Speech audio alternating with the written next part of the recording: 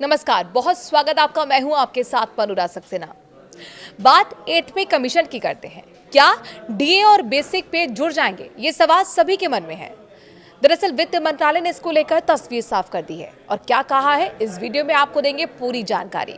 प्रधानमंत्री नरेंद्र मोदी के नेतृत्व वाली केंद्र सरकार 8वें वेतन आयोग को लागू करने के लिए लगातार कदम आगे बढ़ा रही है।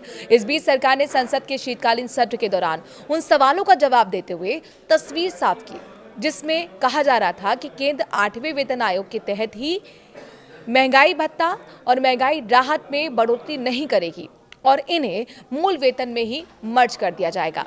आइए जानते हैं सरकार ने इस मुद्दे पर क्या कहा है। सरकार ने कहा नो मर्जर।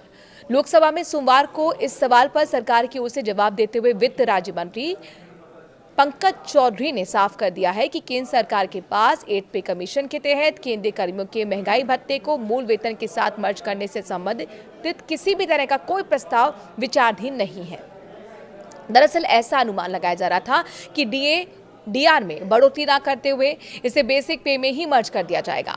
इससे पहले भी सरकार की ओर से सोशल मीडिया प्लेटफॉर्म ट्विटर पर इस तरह के अनुमानों को सिरे से खारिज किया जा चुका था। कब से लागू होगा 8वां वेतन आयोग?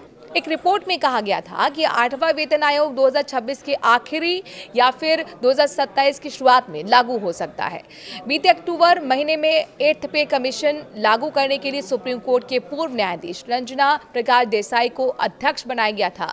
केंद्रीय मंत्री अश्विनी वैष्णव ने भी कहा था कि इसकी सिफारिशें 1 जनवरी 2026 से लागू हो सकती हैं। 1 करोड़ से ज्यादा को फायदा होगा और कितनी बढ़ेगी सैलरी, चलिए बताते हैं। दरअसल 8 पे कमीशन लागू होने के बाद देश के करीब 50 लाख से ज्यादा केंद्रीय कर्मचारियों और 69 लाख पेंशनर्स को फायदा होगा।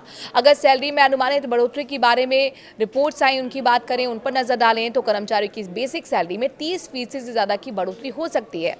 नए पे कमीशन के तहत न्यूनतम बेसिक वेतन 18,000 रुपए से बढ़कर लगभग 30,000 रुपए हो सकता है।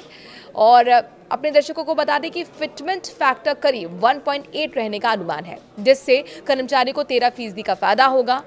बीते दिनों ब्रोकर्स फर्म एम्प्टिस कैपिटल की रिपोर्ट में दावा किया गया था कि इससे वेतन और पेंशन में 30 से 34% की बढ़ोतरी हो सकती है।